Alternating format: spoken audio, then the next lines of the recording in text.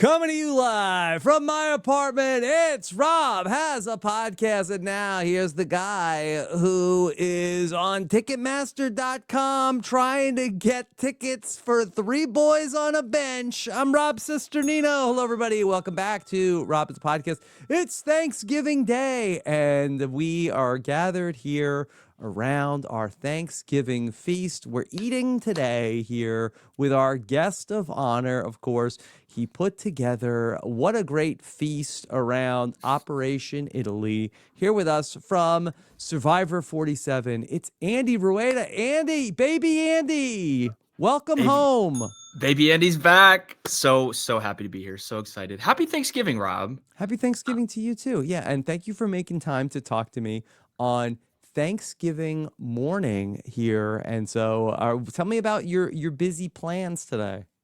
So I am literally in my mother's basement in Buffalo, New York. It's snowing pretty bad here at the moment, but a lot of snow on the ground, but it's okay. We're just gonna go over to my aunt's house. Gonna do it right. Do just a nice turkey dinner, all the fixins, etc. So happy to take some time in this morning and talk about an episode I'm very thankful for, Rob. This is, in my opinion, definitely the best episode of the season, and I'm ready to say that this post-merge has definitely upgraded the season in my eyes. I think it's been really cool, a lot to dig into each vote. So yeah.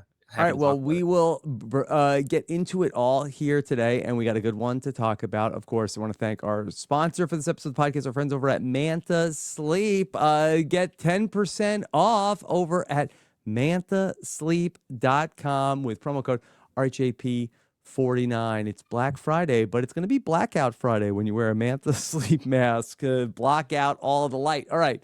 So, Andy, this suddenly in this post-merge, we ended up getting into a lot of excitement, and we'll break that all down. How are you doing? What's new with you? I'm doing great. I'm living life. I think it's really good and cozy to be 1 year removed from the Survivor experience. Yeah. It's been really a good year. I'm back to work, so I'm like just living the sort of normal real life. But I think what's great as a Survivor alum is most of the time you're just focusing on the real world again, but you have access to the coolest side adventure you could go on, which is to be a part of the Survivor world, to talk about Survivor with you. So I've found a good equilibrium. So it's been good. It's been good. Yeah, it is very fun. It's a weird world to be in, to be a Survivor alumni, where, it's not the type of thing where you go at places and you're not famous. You're not you're not a celebrity, but you do have like this dichotomy where you're a normal person. And then also sometimes like you can go into certain environments where people recognize you. And I have to say, it's a nice type of fame to have where, I go into my local supermarket, and no one pays me any attention. Right. But if, you go to like a Survivor party and, then you do get attention. It's nice to have both. It's like the perfect mix. It's like the right dose, right? It's kind of like probably how like a Star Trek actor or something like feels like in certain world you are Strange known. New Worlds. Exactly. Are you a Star Trek person? Not really. No. But I know about they have the huge convention culture, right? But anyway, but yeah, most of the time you're normal. It's not super invasive on a day-to-day basis, but whenever it does pop up, it is cool. Like, I mean, for me, maybe it's just like a function of me living in New York City, but it does happen. Like maybe like three times a week, someone does stop me and talk with me a little bit, but that's always super positive. It's just like, I'm always happy to talk about Survivor. Actually, I did something super random last week. There was someone who came up to me on the subway and talked with me. And then kind of on a whim, she invited me to her sister's surprise birthday party, which was a Survivor screening at Cobble Hill Cinemas in Brooklyn. And I just showed up. I pulled like Baylor and Missy. Baylor and Missy. I just showed up. Yeah. And I'm really happy to have done that because it was very pure, just a little side quest I could do. I think they were happy to have me. But we watched the Alex boot, and I'm just like, wow, like if I want to, I could just go do this, and it means a lot to people. So, yeah, like you said, it's like it. Fame is like a weird word for it, but it's the right balance. Okay. What about for the guest of honor or for the person whose surprise party it was? What was her reaction to show up? And like, oh, and look, and Andy is here. I was gonna go with my girlfriend just to make it a little bit more normal, but she had to bail at the last minute. So it really just was me walking into this movie theater. I had popcorn, and everyone was already there, and there's like 25 people like doing introductions. So they were all like facing the back of the movie theater. She was pretty gagged, honestly. She was like, what is going on? And I understand that because like I was obviously a big super fan before I played, and I would go to the Bryson Wens and the RHAP lives. And when you see a Survivor player in real life, there's kind of it's a cool effect. It's like just seeing them in 3D is this just like bizarre, experience. So the fact that I'm on the other side of it is actually the weirder part. But who would have been the one person that when it's your birthday yeah, that somebody could have surprised you with that really would have gagged you from Survivor? Yeah. Ooh. It's funny because I feel like I've met some of the huge names. It probably Tony, even though I did have the pleasure of meeting him for like 15 seconds. I was there. It was a great interaction. He was like, "Did you crush it? Did you crush it?" Because he was not watching the new era. Yeah, it was a hilarious moment when we were all at the Survivor 48 premiere, and they brought Tony out there, and there was just a bunch of survivors coming in and out of there was like this one dressing room at the beach drop, and Tony doesn't know who anybody is. And he was sort of holding court, and he was asking about, he doesn't know Andy from anybody. And so he asked Andy, like, did you crush it? And he's like, yeah, he kind of crushed it. Because the other funny part of it was Brandon Donlin, who is backstage. He says to Brandon Donlin, did you crush it? Like, Brandon's like, skip me, skip me. Didn't I mean... Okay, all right. Yeah, but let's talk about the people that are crushing it here over on Survivor 49. And I happened to be like looking through social media this morning, and I saw some of your commentary, and you were very impressed by what happened last night, and especially you were very impressed by the Riz God. The Riz God, Rizgod. So I don't tweet much about Survivor. I was compelled to tweet that.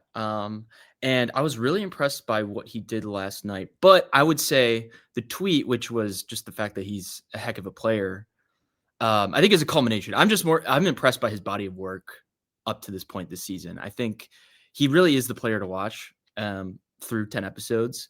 And I'm just really, really enjoying it. And I think he's doing an amazing job. The fact that he has milked this idol for everything it's worth, and he still has it going into the final 7 is obviously super impressive. But I think what I'm really enjoying about Rizzo is the fact that he is, I think, single-handedly moving the meta. That's something I talk about a lot, right? Or we all talk about a lot. Just the fact that I think he's zagging when almost every other new era player is zigging. And I think that's super bold. So in Survivor 49, they're coming off of, like half of 48 and 47, but 46 is still top of mind. And everyone who watched 46 came away with the conclusion that you just got to burn your idol the first chance you get. You can't be fancy with it because you're just going to get voted out with the idol in your pocket. And I think it's super awesome that Rizzo has already kind of flipped it into the other direction and is like, hey, because Survivor's cyclical, and we've seen it a lot in the past with people we've mentioned already, like Tony, for example, using it offensively and being bolder and making the decision to have this public idol and leverage it while keeping it in his pocket is just incredible. It's incredible. And I love when players not only go against the grain, but I'm getting this sense from him where I think is a really exciting sort of period of time. If you're lucky, if you last long enough in Survivor, where you realize that you don't just have to go with the grain or whatever. You're not just happy to be there, but like Survivor is your sandbox. You could do whatever you want. You could play however you want. And it's very clear to me that he has a very high level of intentionality with the game style that he's playing. And I'm really happy that it's working out for him so far.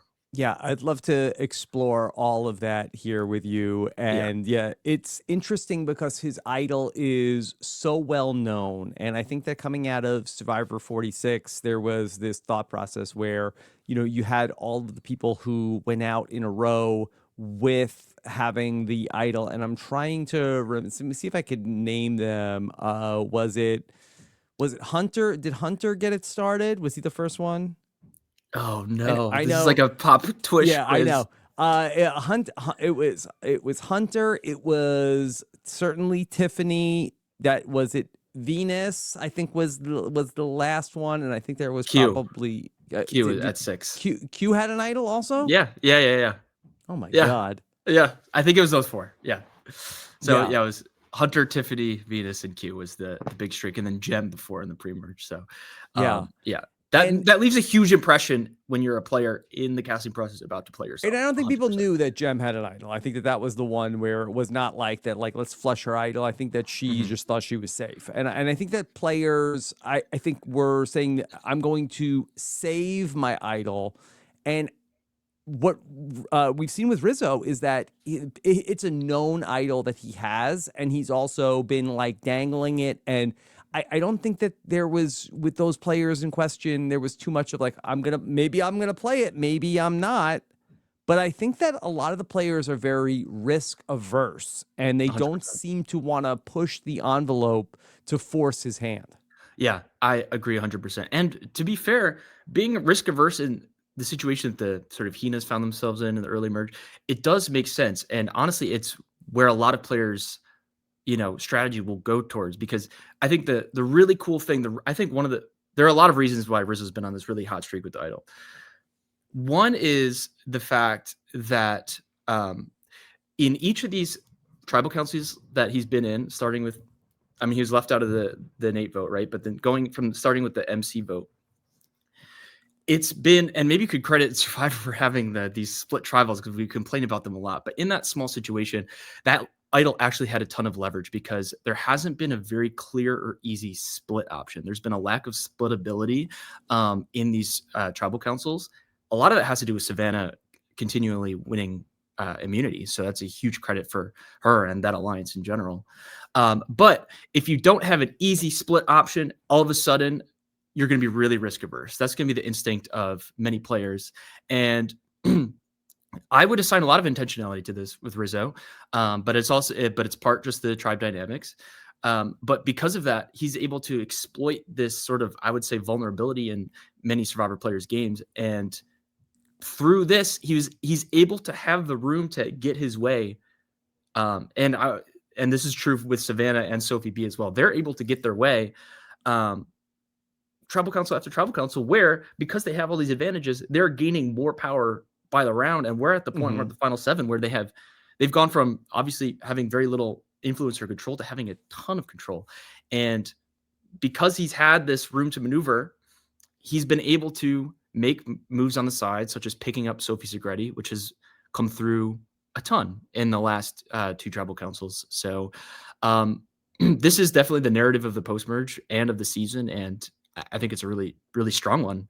And it's kind of it's sort of making a distinction with Survivor 49 in the new era, because that was my worry in the pre-merge, is like nothing was happening besides a snake bite that like was super distinct. That was something to really remember and learn from. And I think this is what we're seeing here now. You mentioned about how you think that this is changing the meta. So what do you think is going to be the takeaway potentially for people who are going to be participating in Survivor into the 50s? Yeah. Well, I think one way in which you could change the meta is if you really start opening up people's imagination.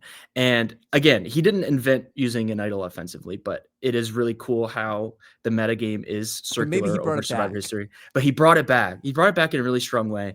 And I remember, so like when I was preparing for Survivor 47, I did a lot of whatever research. I did a lot of prep, and I came away with the conclusion that in the new era, idols really have little value, because they're always public, and you can't really leverage them to their full extent. It's just gonna burn a hole in your pocket. It's gonna put a target on your back. And now I can see that obviously like that's just that's not totally true. And you kind of forget the lessons you learn in the past where people have been super creative with their advantages and use them in innovative and offensive ways. And Rizzo had that. So he just had he has the ability to do that, and I think it's really cool. And so as far as where the meta is going to go, I think it's just going to lead people to think more creatively when they have an advantage. It's not just a defensive mechanism. It's something that you can be bold with. Yeah. It's interesting because in Survivor 46, players who had idols, the players were not necessarily afraid to put the votes on them, where it seems like that in Survivor 49, there seems to be an aversion, or at least maybe a little bit of a hesitation of, well, we can't put the votes on this person, that he has the idol. What if he plays it? And then it's hard to split the vote because there's not enough numbers or there's not a great secondary target when Savannah is immune to put the votes on. And that sort of like divides the ranks. Yeah. You do hear players mentioning that, like, hey, like Rizzo's cocky this round. Like, let's just load the votes up on him. But I think that especially when you get to the merge, there is a sort of culture that gets set. There are certain ideas that propagate. And I think in 46, they were of the mind to just blindside someone with the idol. You don't have to split the vote. You just have to make them feel comfortable. And that's the sort of strategy that they got used to doing. In 49, it's not that. It's been a lot of risk aversion. And, there's like so much friction gunning for Rizzo and Savannah and Sophie B right now. Let's actually like make it work to our advantage by maybe working with them and vote with them and get out someone else who's a big threat. And sort of like locally, that could be a good move. And I really want to talk about Sophie Segretti's headspace and her strategy. But we have all the information about, all the advantages at play and the sort of the real dynamics within that trio. So we can kind of see that what the strategies of other players over these past few rounds have just given them pretty much an undeniable amount of power now. And so I think one of the three of them is definitely going to win this game. Yeah. I want to just bring up as an aside, I listened to a really interesting podcast this week, which is called Plain English. I really enjoy this podcast. It's Derek Thompson. It's part of the Ringer Network. And he had I used to listen to this. Yeah, he did a podcast about sort of like, and this was something I actually brought up with Evie last week about how, and Teeny called me out and said it's not the case, but the phenomenon of like that largely culture has not changed as much in terms of the arts and fashion in terms of the last like 25 years or so. When you go back and you could watch a 20-year-old episode of The Office and the clothes aren't necessarily like super different in the way that they would be from the 90s when they look back to the 70s or the 50s. And so there sort of has been like a homogenous, I'm like Bryce now. Homogenization of the a lot of the arts where things have not progressed as rapidly, where people are watching old TV shows rather than trying out new ones. And the thought was sort of that as a society, we are far more risk averse than we used to be, and it manifests in a lot of interesting ways in where people are less likely to join a cult and people are safer, and overall like in kid, like young people are less likely to drink and smoke, and there's a lot of good things about how that as a society we are more risk averse. And I do wonder if that is, in the types of people that are playing on Survivor, it's generally, whereas, they're willing to say yes to the adventure. But I think that going on Survivor is kind of low risk, right? Well, that's a good question if it's low risk, but this is such a fascinating topic. Wait, well, there's a lot to get into, and I'd love to hear Teeny's perspective on it. But That Teeny yeah, said that Teeny can tell that actually fashion has changed quite a bit yeah, from like okay. for sure. Um, Here's so like here's how we could bring it to Survivor. Like I sort of noticed that as well, and I think obviously ever since the start, Survivor reflects culture, and you can kind of see where culture moves through the lens of Survivor. And I think that there's a lot to talk about here in terms of, yes, the new era, but maybe just a little bit before that, where watching Survivor and playing on Survivor is and feels much different than I can imagine it was in the early days. And maybe like we could put our heads together and talk about how it differs, right? But I think that there's a lot of complaints about the new era, the state of casting, which I mostly disagree with, but we could get into. But yes, too many super fans, right? And not just that there are too many super fans, but people go on Survivor and they are being way too meta. They're like, oh, I'm in my, there are people like, oh, I'm in my TV, right? Oh my God, it's Travel Council, blah, blah, blah, blah.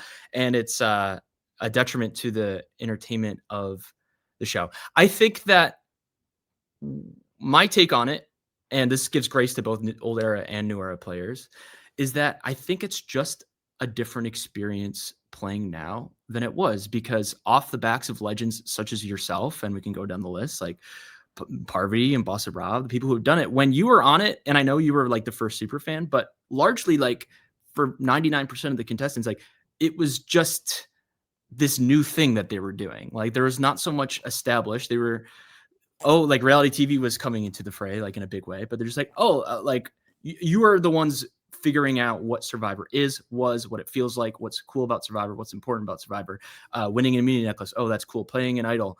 Oh, that's awesome. And the old school legends really built up that culture of Survivor such that at a certain point, I would say like maybe about the 30s actually, and I think that is a parallel to like that decade, honestly, where you just it's been built up so much that it is honestly this culturally significant and cool thing to be a part of Survivor because of what legends did in the past. And now there's like this meta aspect of it where if you find an idol, you're thinking about all the people who found an idol in the past who you've looked up to, or you win a challenge, and it has this greater meaning.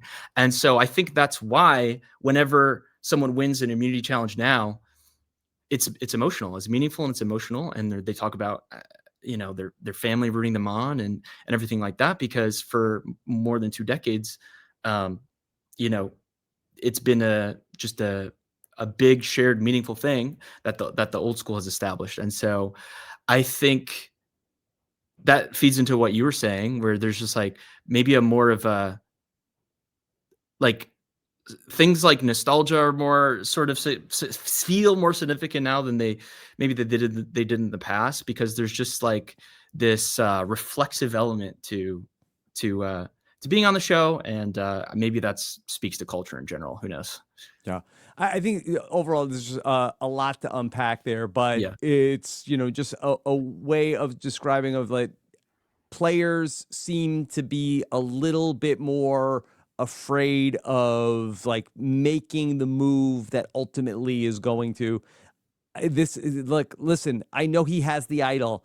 I am going to vote for him anyway tonight Mhm. because I don't, yes, I'm going, this is my all-in move, where I think that Yeah. like the idea of like, okay, but then we'll split it and then it's not going to necessarily backfire on me, Mhm. where I think that Rizzo has been able to capitalize on like, yeah, I'm he said it back in the episode where they had the split tribal council. It doesn't matter to me if I come in 4th or if I come in 10th.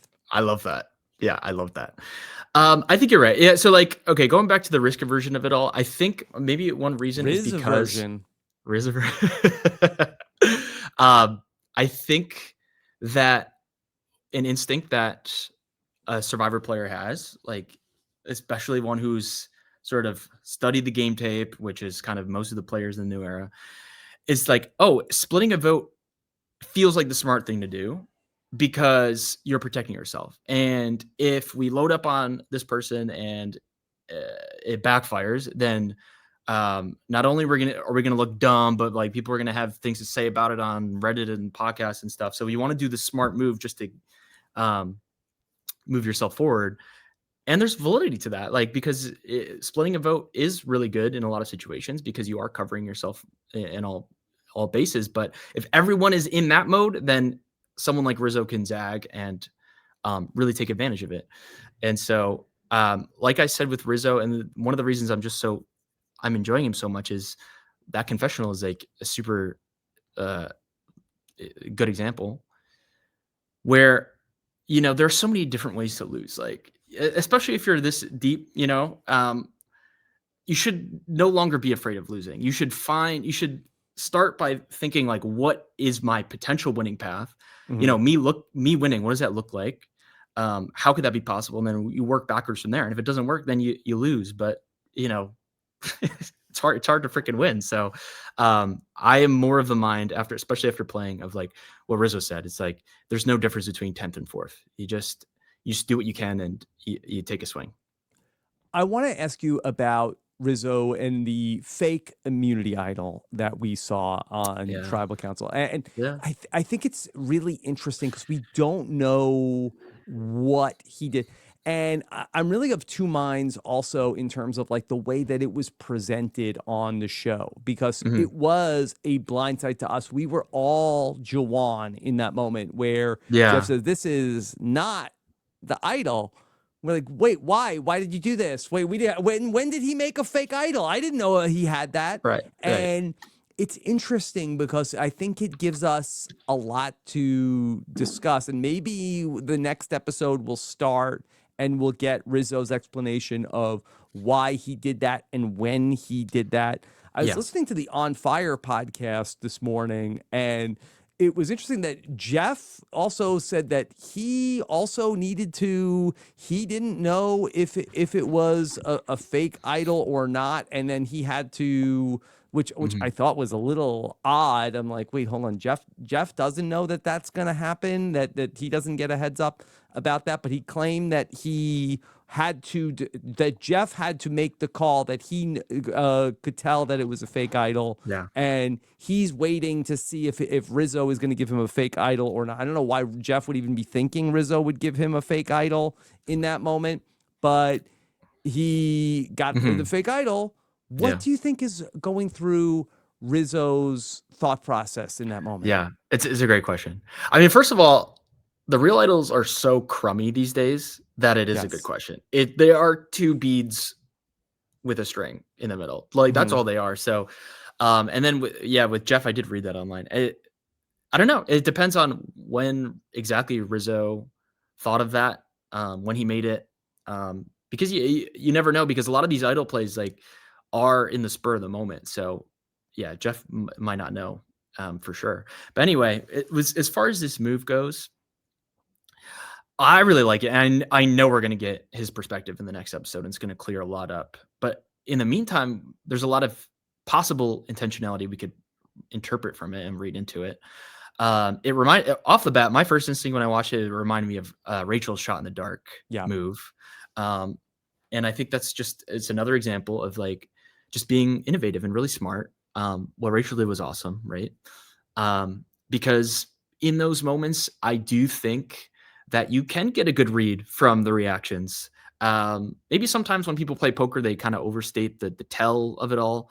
But really, at Tribal Council, those moments move really fast, and a player has so much going on in their brains in terms of keeping stories straight. If something completely blindsides them, like a surprise idol play, I think they're going to have a pretty raw reaction. And so my best guess is that that's a huge part of what Rizzo did. And so that's awesome. But I think there's layers to why I enjoyed it so much. I think some people thought it was like just flashy for no reason and like useless or whatever. There are a few reasons why I really liked it. First is that one. I think at the very least, he's going to have the ability, let's say he gets to a final Tribal Council, he could talk about the reasoning behind why he did that, which, like I said, I think is a tell to whether or not to play his real idol or who to play it on, etc. Not for nothing, it's incredible that he's on the right side of the votes this round and still has his idol going into the final 7.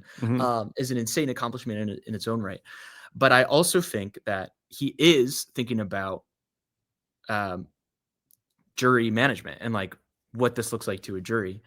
And it's interesting because I think that I have a lot of sympathy for the viewpoint that you should prioritize substance over style, and you shouldn't be going out of your way to do things that are showy just for the sake of it. And you should just not worry about that. You should just focus on like what's going to get me further in the game, and just be very practical, and then articulately explain that at the final tribal council. And like Kim Spradlin never had to go out of her way to she let her game speak for itself, right? That being said, on a practical level, I think that Survivor's kind of inherently performative. Like, it's decided ultimately by a jury making a subjective decision. And with that comes perception. Obviously with people in the game, but also people on the jury bench who don't really know what's going on. Like, they don't know the full story, and you can definitely explain yourself at final tribal council. I'm of the mind that in most cases, it's kind of not enough time. You kind of need to lay the groundwork. You need to be very mindful of how perception is. And for Rizzo, I think he really wants to get to the end with his 2 close allies. And the question is, how can I differentiate myself from these allies? Like, how can I be perceived to be the head of this, as opposed to being dragged along or whatever by, Savannah's out front in front in her own right. Sophie B's done a lot in the game. I think probably his game plan is to be loyal to this trio who is, seems unusually loyal to each other. And if he can sit with them, he's being very mindful about how, what his, perception is to the jury. And it's very clear after this that he's doing things, and he's out in front. And jury, your threat level management is really, really, that's still the name of the game of Survivor, but it kind of goes both ways. Like, if you don't want to get too high, but if you don't want to be too low either, right? So you sometimes you should do things to increase it. And I think in a lot of seasons that might not work, because this end game crunch is just about getting rid of like who the tallest poppy. But I think he's found 2 allies who would sit next to him at the end regardless. And so in that sense, it's smart for him to raise his profile. So I liked a lot of that. Okay. Tell me about why you think he needs to raise his profile.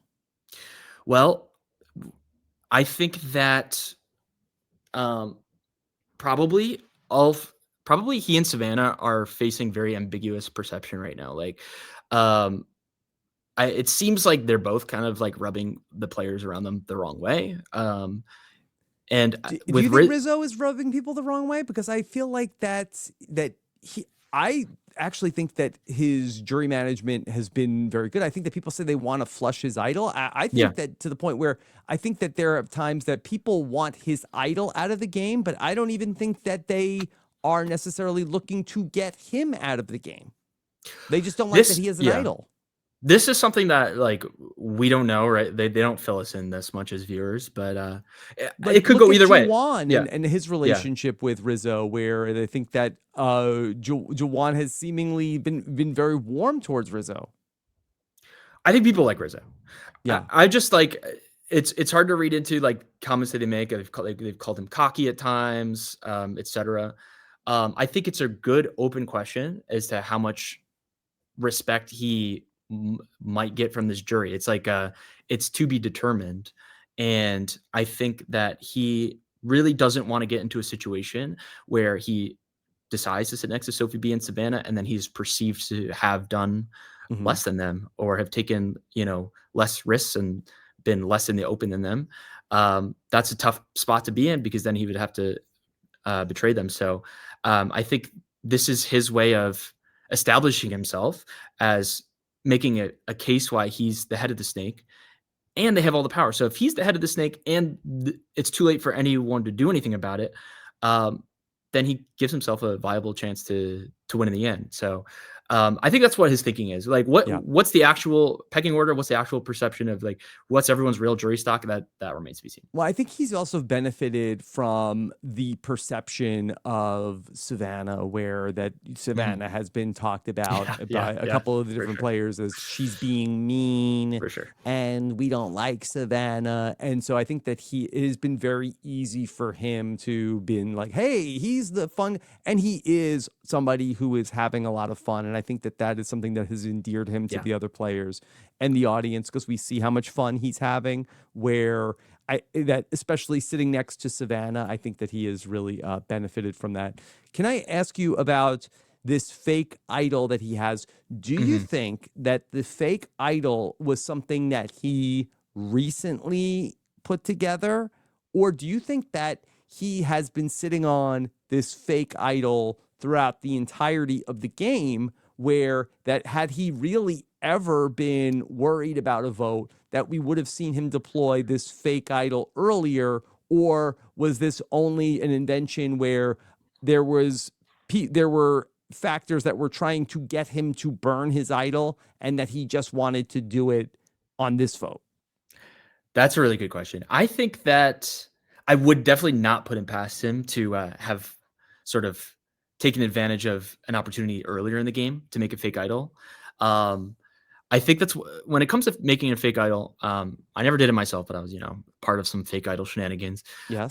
You just have to seize opportunities when you get them because it is kind of you have to be very tactical of like what material you use. Like, as people can it be tied back to you? Do you have time to make a fake idol? My guess, first of all, is we're gonna get like probably a flashback at the start of next episode of him making it. Um, I bet he's probably been sitting on it for a while, and then if that's the case, then it was a very, the editors made a clear choice to hide that until this moment, so we could kind of be very immersed in the shock factor, which I think was a good decision. I think that's cool. That's kind of we don't have the flashback yet, but it's kind of geniusy, right? Like the genius from Hmm. South Korea, where a moment happens and then it's revealed to be fake, and then we Yeah. like kind of And get we the did backstory earlier after. in the new era. I feel like that we got more of that. Yeah, and I was a fan of that. I think we got a lot of that in 43. Hmm. As long as they don't overdo it or whatever, and they definitely haven't because I haven't seen that in a minute. I think that was a good storytelling choice. Yeah. Now, I think there's another potential benefit of this is I I think I read somewhere that some people think that he could now use this to pretend that it was a fake idol the entire time, and Hmm. now people don't know he has an idol at the final 7 again. I love that thought. But I don't think that's possible though, because didn't he find it right in front of Uli? So like Sage is still in the game. We have to go back and see like who was there. We know that Savannah and Nate definitely were there, and the idea of that's a great point. I didn't really Mhm. think about that. I don't think that Sage was there, and I think that they could make the story be, yeah, Yeah, no, that'd be we cool. just said we had the idol. We never actually found it. Uh, I feel like he's on such a hot streak he could get away with that. Like, Yeah. That'll yeah, be a project for me this week. I got to go back to those yeah, yeah, earlier yeah. episodes and who was actually there Mhm. when Yeah. Rizzo found the idol. Yeah, and then in terms of, like, the flashiness of playing it, like, obviously, that could go either way, but I think it's a big net positive because there is enough ammo for him to at least, if he does get to Final Tribal Council, explain why he did it. Because, Hmm. like, in terms of new era juries, I think there's, like, kind of a slight misconception Hmm. where Yeah. I think people think that new era juries are more bitter than they really actually are or have a propensity towards bitterness. I honestly think in 99% of the cases, they are a new era jury is simply looking for the player who had more authorship, more agency, paved their way to the end more than the other two sitting next to them. Um, the weirdest jury result in the new era is, I mean, in my opinion, 46, but there's just like a lot of components to that. And I think at the end of the day, I think probably they perceived Charlie to not have done as much as he did, right? And so yeah, my point being, like, I think new era juries really reward, uh, you know, intentional gameplay, aggressive gameplay, and so I think, yeah, I think that's another reason it could be a good move for him. Okay. let's talk about Sophie's decision that Yeah. she had to make in this episode, because it Yeah. was an interesting one Yeah. where that the people from the old Hina, bottoms up, and that four felt like, okay, Sophie Segretti, she's going to vote with us. Obviously, she sees Savannah and Rizzo as being the threats that they are. Certainly, she'll vote with us to take out the big fish, Savannah. And she said, no, I don't think so. I don't want to do that. I Yeah. actually like being with the other people. Like, I think that if I go with you, I'm the biggest threat on this side. You already tried to, vote me out or wanted to see me go home Mhm. on previous votes. Why would I go with you all? Well, first of all, absolute credit to Sophie Segretti. I think she's come on so strong.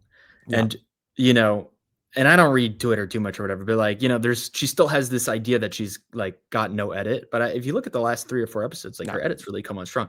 And she's already won the She's become a biggest main award. character. She's won the biggest award of all, not the fishy, but she is my mom's favorite this season. So shout out to Sophie Really? Segretti. Yeah, my At mom what point did your mom adopt Sophie S as her favorite? basically when she started getting screen time at the merge. My mom was Yes. on the Nate train, and then Nate left at the merge, and then Sophie Mhm. Segretti replaced him. So Yeah. but she's doing great. And well, this is a very interesting decision, but credit to her for being in this position. Um, she was in a pretty nasty position, like in the pre-merge, um, basically being everyone's target, and she didn't like her allies weren't her real allies, and she's really, really adjusted and pivoted, and I've been really impressed by it because now she's got all this power, she has all this influence, and she made a very, very pivotal decision Mhm. this week. I think there are a lot of things going through her calculus probably. I think, and I think this narrative has been painted in the camp, but it's also true, is that she is just a really huge immunity threat. And so I think that obviously because she's an immunity threat, that makes her a threat at large. And it's a reason why her old allies wanted to get rid of her, didn't value her. Um, and so she's probably thinking, okay, well, I'm a big threat because I can win immunities. Um, let me get to the end in any way I can. And if that means working with probably who she perceives to Yeah. be the like threats, then this is going to be a big benefit for her. And so I think that is her thought process. And let's say that Sophie B and Savannah and Rizzo are a locked in trio. That still gives her the 4th spot, which you can get in through brute force, through fire making. So Yeah. um, I think that those are the pros to it. I think the con, and I want to hear your thoughts, but the one con is probably like if we're going down the immunity threat train, like it's I don't think this is totally true, but you kind of like lock into this. Like there's probably this idea that Savannah's probably her only immunity threat. So Mhm. if you get rid of her, then she's got like a straight shot. But no, Yeah. but I've been liking her game for sure. Do you think that there are any parallels in the, Sophie Savannah relationship that has really also blossomed post merge? That do you see any parallels to Rachel and Genevieve, where that I feel like that Sophie now is coming on as the person who's winning challenges and somebody who did not really have the best relationship with her original tribe? I could see her a little bit kind of like as the Rachel, and that she's kind of like gravitated towards this other player who has a lot of heat on them. And that, okay, this is somebody who, yeah, in another season, maybe we could Mhm. be rivals going against each other and we're finishing like 1-2 in a lot of these challenges. But what if we stayed together?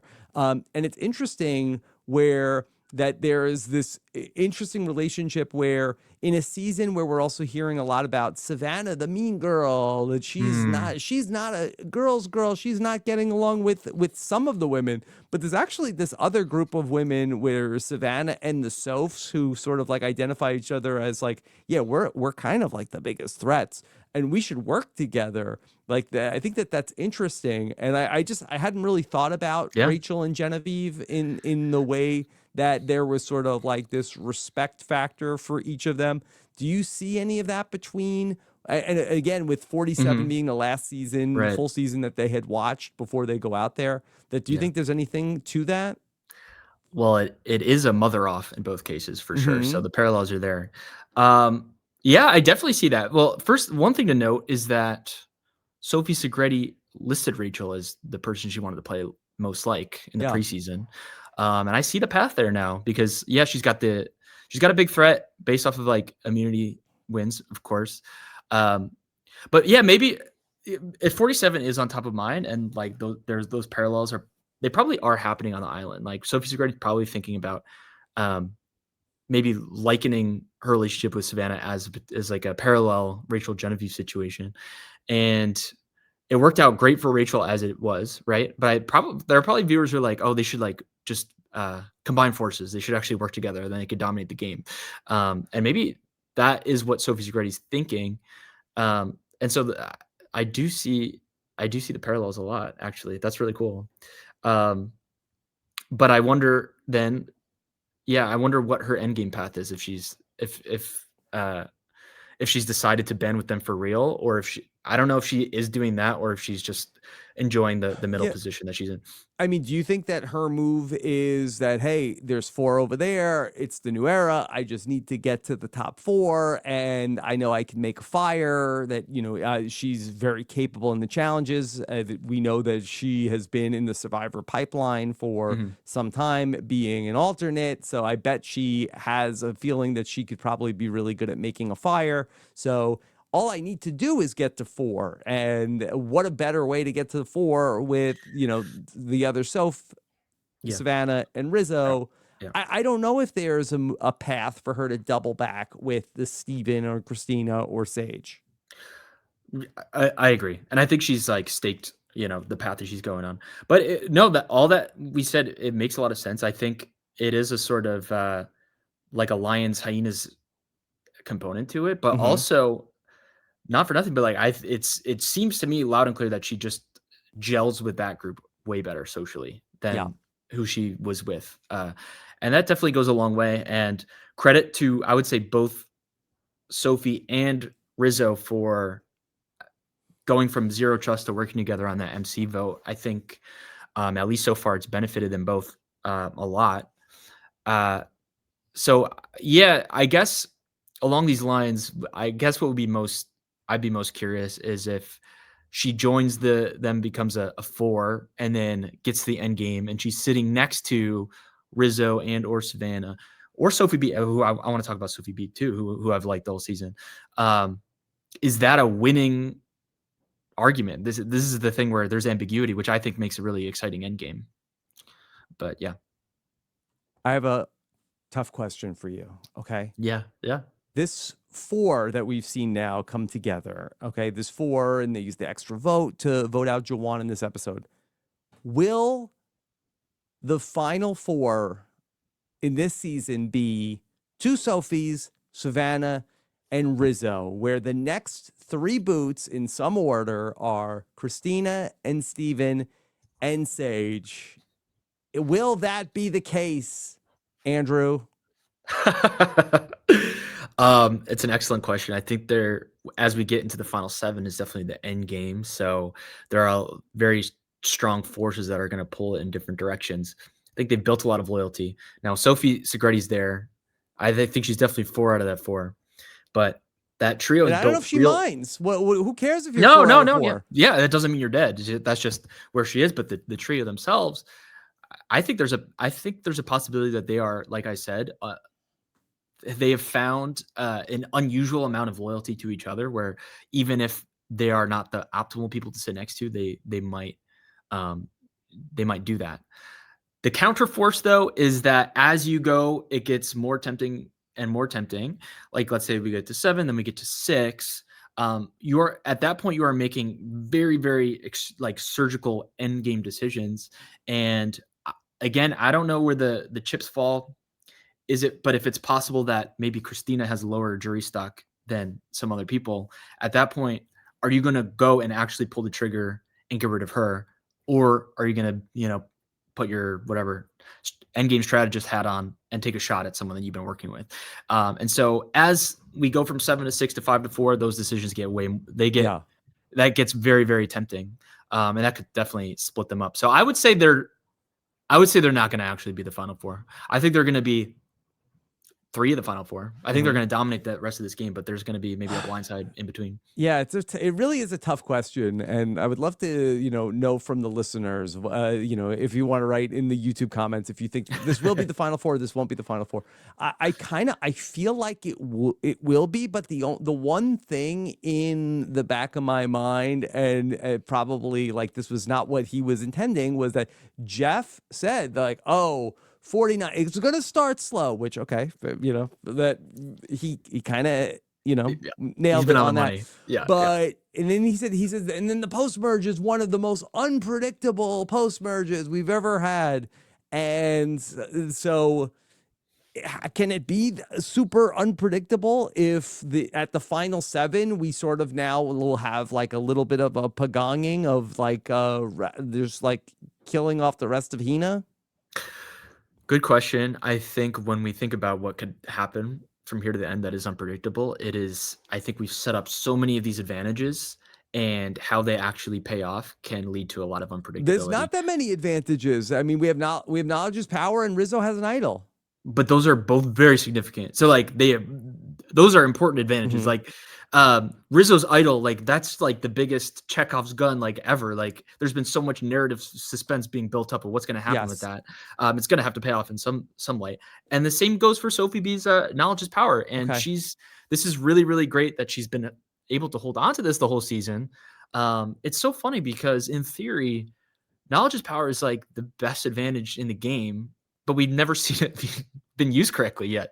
And so it's a huge Sophie B. We could talk about her. Yeah. She was my winner pick for most of the season. She's been great. She did a lot of good work in the pre-merge, and she's found a really, really great spot for her. And she definitely is a viable winner even to this point. But I think now that she's like solidified in an alliance with a lot of people who've done a lot themselves in their own rights. Whether she wins or loses this game is going to completely depend on how she uses the knowledge's power, in my opinion.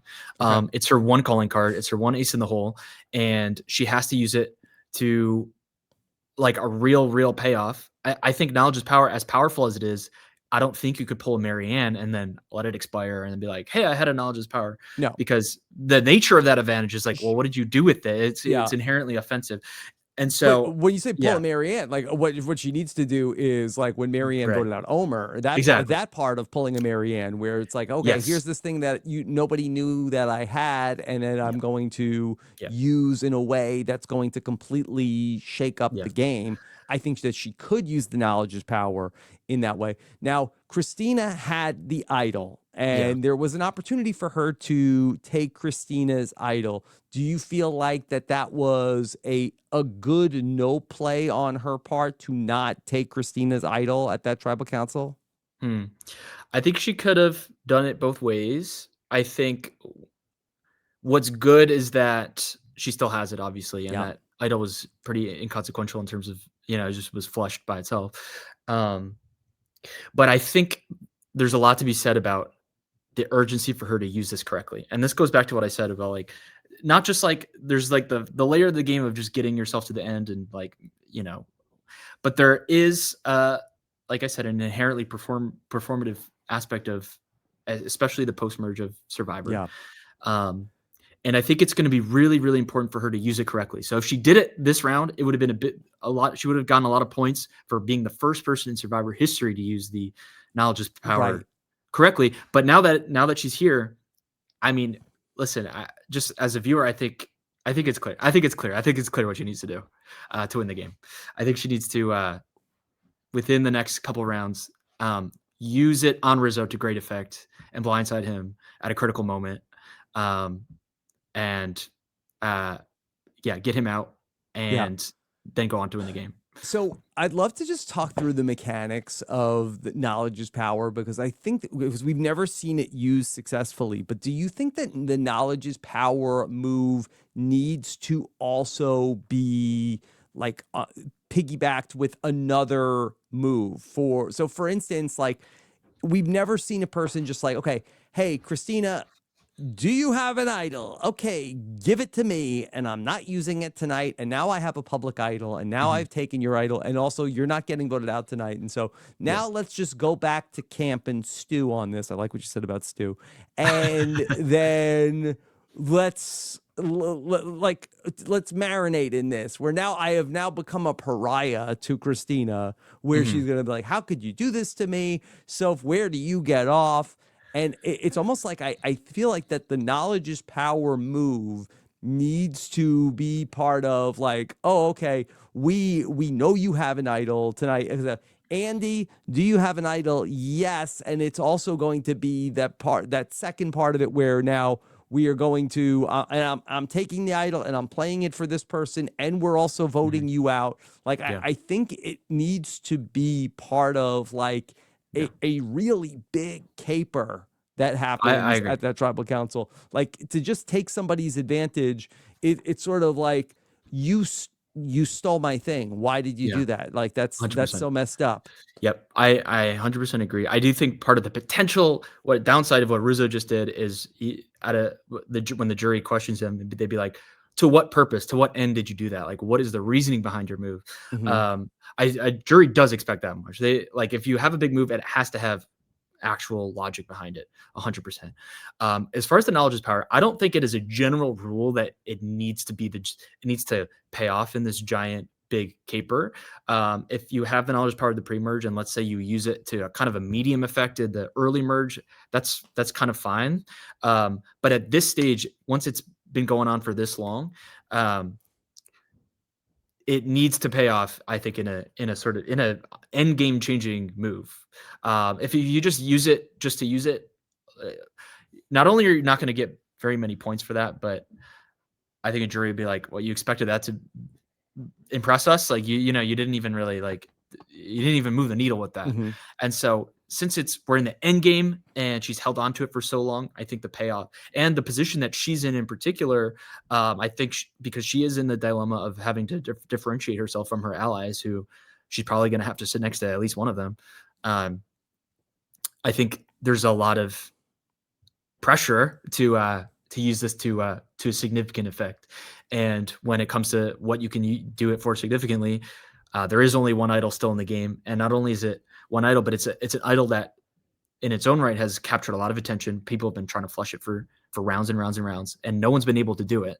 So no one's been able to stop Rizzo from getting his way with his idol. And so from a sort of a narrative perspective, if she's the one to finally accomplish that, and it's her own ally, and she's doing it at a critical time, and it leads with a blind side, yeah, that's a huge move. It's a huge move. She's been so interesting to me because I feel like that she's such a sharky player. We know from her confessionals that she's so cutthroat. She was willing to steal Alex's idol. She was willing to try to like basically like blindside Alex to get him to not play his idol so that she could vote him out. But she has really presented this character to everybody else of like, oh, I'm just an extra vote, Mhm. whatever you want Yeah, to yeah, yeah. do. And that's so not who she is. Like I really think it's been such stagecraft that she's been able to do that I don't know if I can't think of another player who's been able to pull off this sort of like Kaiser Sose type of persona Yeah. of I'm just, whatever you want to do, I have nothing. And she's been able to just hide this part of her personality for so long, I love that. I love that, and I totally agree. I especially think when that's she's sitting on that yeah, she has the knowledge is yeah, power yeah, yeah, 100%. and she I gives think nothing away. yeah, and that's been really impressive. Her ability to have these close allies, but still have the wherewithal to have information that's just for herself. I think that's a sign of a really good player. In terms of the Kaiser Soze of it all, I can only speak to the fact that I've tried to do that on my season for sure, and I Mhm. think it got me some. I made some progress on that where I got I'm happy with the screen time I got. I really am. Yeah. But there's a kind of an element of my game that they didn't lean into, which is the fact that like there's a lot of silly stuff I was doing on purpose to as a way of downplaying myself as much as possible so they wouldn't see big end game moves coming. And so I can put myself in her shoes in that standpoint where I think that is a good strategy. It puts you in a certain dilemma though, where it's like, okay, if you build a certain perception now, that gets you really far, but then you have to then kind of get out of that hole, if you will, like by doing things to actually change that perception. And it remains to be seen if that can be accomplished at just a final tribal council to go from 0 to 100. In the US Survivor, I don't think that's ever happened. So I think what it takes is end game moves, is at least that's what we see in the new era. End game moves with some spectacle on it is what you can do to shift your perception at the exact right time. Yeah. And so everything we're talking about with her, which has been a very strong game, I think it all converges on, and it's rare that this is the case, but it converges on like one action item for her, which is like, use this knowledge as power to great effect, in my opinion, on Rizzo. And then all of it's going to sort of like come together and she could win the game doing that. When I was watching the episode and we saw the moment with Christina where she was talking to Jeff, I was also, thinking about, because in describing it, I called it a meltdown on the mat or an emotional moment. Sure. And, I certainly thought of you from the Survivor 47 premiere. Yeah. Did you see any parallels in what Christina was going through and what you were experiencing? Or was it because that what you were going through was really a physical issue more so than what Christina, which was seemingly like a lot of emotions? Well, a lot of emotions on my end as well. So there's a lot that I can't speak to about Christina's experience, but I think that here's what I can speak to is the fact that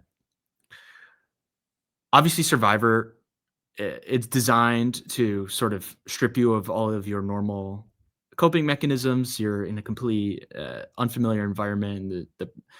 Everything's taken away from you, and the only thing that's left is the bare emotion. I think with this moment in particular, I think something that probably doesn't come through on the show is actually the specific vibe of a mat chat. Mat chats before and after challenges, sometimes they're just fine, they're just boring, but they feel like, in a specific way, a very big vulnerable stage. I mean, as a player, like, you don't see this, but that's in that challenge environment is when there's just like a ton of cameras and a ton of crew members right behind you. And then Jeff is asking you questions, and it feels just a little bit different than the intimacy of tribal council. And so that, I think, as a result, if you are in some level of distress, the mat chat really is like, weirdly where things can kind of come to a head. Cynically, it's kind of like not the right environment for you if you're in distress, but it's also leads to interesting character moments, 100%.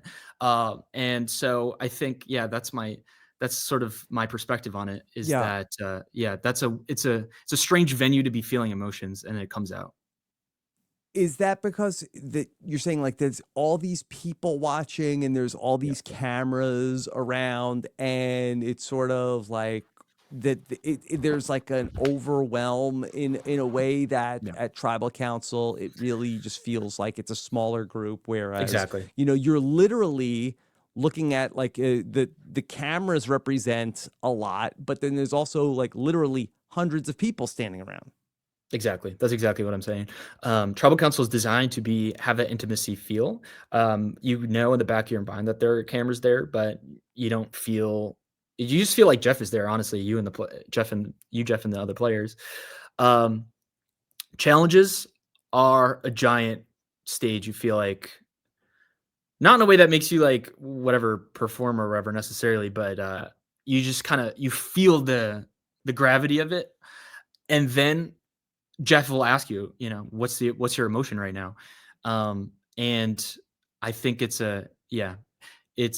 doesn't come through on the show, but mat chats it's a weirdly vulnerable time to be emotionally vulnerable. Yeah. I want to ask you about Sage, who I Yeah. know was a alternate for Survivor 47. Did you Yep. feel like that you were getting good vibes from Sage when she was at This is so fun. Ponderosa with you all? So shout out to Mike Bloom. I love Mike Bloom, but he did me so dirty in the pre-game Why? press because we all get the question of who you feeling good about, Yeah. whatever.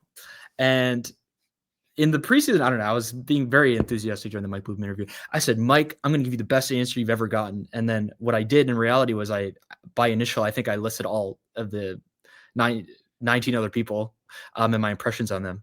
And he completely cut it. So like none of it was released. So it looks like I hyped up the best answer ever and gave the worst answer ever. That's fine. I'm sure the answer was kind of all over the place. But part of that, the person I talked maybe the most about was Sage. This is before I knew she was the alternate. Yeah. And I got such a strong, powerful aura from her. I was actually telling Mike, I'm like, this is the star of our season. So I was kind of really gagged when I found out the next day she was the You were a alternate. year early. Yeah, a year early. Like there was something that was very magnetic about her. It's weird in preseason. You're not, at least in 47 pregame, you're not talking to each other. Maybe for other seasons it's different. But so you just go off. It's actually the weirdest time anyone could go through. Like it's such a weird, unique situation to be sitting with people for a week in a crazy like calm before the storm type environment. But you're not actually getting to know each other. You're not talking. You're just coming up with these silent impressions. But Sage was someone that I knew I would really like, and that definitely came true watching her on the show. Yeah, but I got this like powerful aura from her for sure. Yeah. Yeah. And you felt good. You felt like you would want to work with her. Yes. Yeah. I thought, honestly, I thought she read to me as a huge threat. But Yeah. I did like her. I wanted to work with her.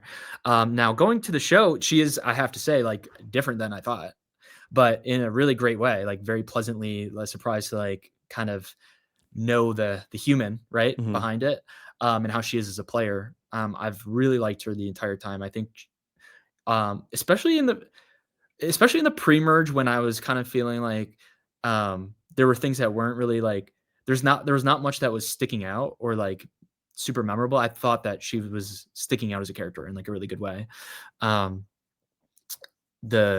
She's got her whole thing with the vomit and the bodily fluids in the buckets. I did not see that coming. The gas, yeah. Yeah, the gas. But I mean, I personally find that charming. So I've really, really liked her, and I've really liked Juwan. So on an emotional level, I've been behind them as a duo this entire time. We could talk about like the moves that they made to get themselves to this point, but I'm 100% rooting for Sage. Yeah, well, let's bring Juwan into this too, because he ends up going out in this episode, and he was such a big character. So, yeah, so tell me about this duo of Juwan and Sage.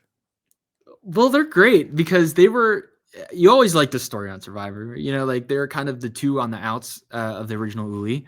And of course, like when I was watching it, like they both had moments of vulnerability of like getting to root for them as underdogs.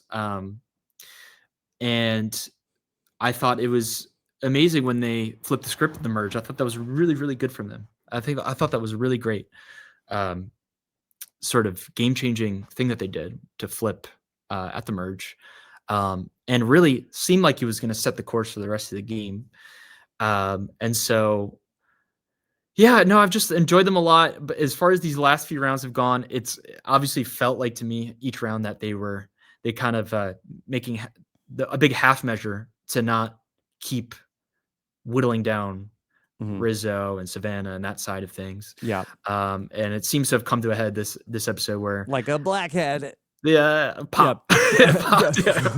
But where do you think that they made their wrong move? Because I thought that what was interesting about them was that I felt like that when they went together on the split tribal council, that it seemed like Sage was like, hey, let's flush Rizzo's idol. And I felt like that Juwan was like, oh no, like we can, let's go with Rizzo and Savannah here. And then I felt like that last week, I felt like that Juwan was the one that was like, okay, now's the time. We're gonna flush Rizzo's idol, and we're gonna go after Rizzo.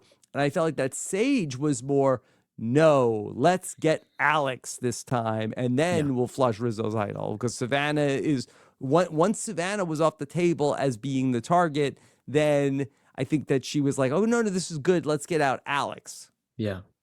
Well, it's tough because I mean that just goes to show it really is all about timing, and that misalignment has that's kind of what really occurred here because they knew, and Sage had multiple confessionals about this. They knew the urgency of Mhm. getting of swinging over and getting rid of one of Rizzo or Savannah. They've known that for a few rounds. I think that it's really difficult to play the middle, and the two of them couldn't agree on the exact right Yeah. time to do it. I think that probably what was going through their heads during this period of time was that they were picking off players who they really weren't in with. So like as much as they were in a middle position, Alex was like I don't think they had a relationship with him, not a real one, and he Mhm. was trying to play the middle game as well. So they probably looked at that as a good person to take off the game board because they're like, oh well, we're still in the middle. Then we have Rizzo and Savannah and Sophie B that we have ties with, and then we could always swing back to the old Hina. So that's probably why they wanted to get rid of Alex. The MC vote, the details are a little blurry already, but like I think the in summary, like they just didn't time it right. They knew they had to do it, but they didn't time it right. And then so for this round, Sage is like, okay, well, it's definitely got to be Savannah. And because of a mix of different advantages and the dynamics, like they couldn't get it done this round and Juwan Yeah. left. So yeah. And the original sin for everybody from that side was to vote out Nate at the merge vote, right? Well, that was a demonstration in being risk averse. Like, I think, yeah, for everyone, I think that is a good lesson, right? So they really wanted, there was so much momentum to rally votes against, again, the Savannah Rizzo duo. But since they knew that Rizzo had an idol, and I guess they couldn't split it how they wanted to, right? Did she win the immunity Yeah, that that round? was we Yeah, were yeah. in San Francisco, and I think that Mhm. it was the final 11, and there Mhm. was Nate, Savannah, Rizzo, and Soph were Yeah, the four people that were being blindsided. They thought yeah, they had Jawan and Sage, and so yeah. ultimately it was going to I be think, yeah, seven people that yeah, were voting together, and then they right. put the 7 votes on Nate. I think Sophie Zagretti might have won that immunity, but in any case, they didn't, you know, they didn't want to split the vote in that Yeah, scenario, right? so So they could have. You're right. yeah, yeah. They could have gone for Savannah. But this is the one round where Rizzo's guard was down. So he had the idol, but he could have ended up. This is in that round, he was just like the people on 46. And so in that Hmm. case, I think it really pays to at some point. You have like if you're in that position, like, oh, should we split the vote? Should we load up on someone? Um, you really that is a very important decision, and it one way or the other is correct in different situations. That's what makes it tricky, right? Sometimes splitting is like absolutely the thing you should do. You're gonna look like a bonehead if you don't split it right. But in other cases, you're being way too risk averse, and like you have them in your sights, you just load up on it. And because in most of those cases, let's say Rizzo at the last second plays his idol, for everyone but one person, they weren't even going to be the ricochet. So it's more than worth it to take that risk. And yeah, who knows how this game would have gone if that happened. And well, first of all, I really liked Nate, so I wonder how he would have fared in this post merge. But no, that is an absolutely pivotal vote for Hmm. Survivor 49. Yeah, I think that Nate, for his skill sets, I have described him as the person who was like really keeping things very like cohesive and Mhm. calm. And I don't think that this, like Savannah gone out or Rizzo gone out, like I don't think that we would have been able to see a lot Yeah. of the fireworks going on in this post merge, where I think that he probably would have just been somebody who was like keeping things like he's not a flipper. I don't think that he necessarily was going to No. get people to like be making, frantic bad moves. Like I think it just would have been Mhm. very much like, okay, well, he's on his side and you knew where he was. Yeah. Well, I think he played a game that definitely was aligned with his strengths. I was really liking what he was doing, like because he would make subtle moves on the margins, and I think a player like that is going to be really good in, let's say, like a Reba 4 Hmm. type of dynamic. Yeah. On the other hand, maybe he was kind of poorly served to be in that specific alliance, though. I mean, he had no control. He was just with those Ulis, but like that particular alliance, they were kind of they were especially out there. They were polarizing. They had big targets on their backs, and so for a player like him just to be collateral damage to by being the glue guy of that alliance, it's kind of yeah, almost like a sad fate for him. If he were with a different tribe and he was kind of the glue guy of a like I just mentioned, like a Reba alliance, I think he could have definitely, yeah, he has potential to play a really good game. Andy, I want to get into some of our listener questions with you, but I got to take a moment and thank our presenting sponsor for this episode. Those are our friends over at Manta Sleep. Of course, Manta Sleep, that they are producing incredible sleep masks. Andy, are you a sleep mask guy? Well, I should be. I don't think I've ever tried it. I might want to try Oh, it well, because you're gonna love yeah, it because yeah. Manta sleep masks have ultimate adjustability, much like yourself in the game of Survivor, and all sorts of premium features, and a 100% blackout with customizable fit, comfort, and especially for the side sleepers. Now, are you a nap guy? Not a nap guy. I You will be after historically, the turkey yeah. today, and it's going to be even easier with a sleep mask from Manta Sleep. Go to mantasleep.com, use promo code RHAP49 for 10% off your Manta Sleep purchase. And check out everything else going on over at mantasleep.com. All right. Let's get into some of our questions for you from the listeners, and let me see what the listeners had to say. All right. How about from UES Prime wants to know, was the Rizzo fake idol move some kind of Operation Italy that will play out in the next episode? I don't know if it was a multiple part episode, but do you think that any of this was inspired by Operation Italy? Directly inspired. I really can't say. Here's where it's similar. First of all, there's a fake idol, so that's something. But I think more to the point, it kind of so I believe Rizzo's feeling a certain way that I was feeling around that time, where it was like, hey, let's go for broke. Like, let's treat Survivor like my sandbox. I could do what I want. I could just try things, even if they're likely, they're unlikely, they stick out, they don't stick out. Um, that is me, like, expressing how I want to play Survivor, and so that is the most fun way you could play the game. And so I appreciated the gall more than anything. Mm-hmm. How about, we want to know from you, should production give the players rice for the simple fact that it creates drama at camp? From Ryan Miles. Mm. So the rice thing, I'm not surprised we skipped the negotiation scene so far. Like, with the new era, I am not a new era complainer necessarily. Hmm. There are things I like about the new era. There are things that I'm glad that they stuck with, such as, let's say, shot in the dark, for example. I'm glad they stuck with that. Um, but this era is characterized by being just doing this, like being very stubborn, like not getting rid of things, like at all, not pruning these Hmm. ideas maybe enough. The race negotiation was cool. I think it led to a couple cool moments in the new era, but like a lot of things, like over time, it's just been gamed out of the system. Like it's just Yeah. converged on, we're not going to play for rice, and so this is a great time for it to lose steam because they should just get rid of it for 51.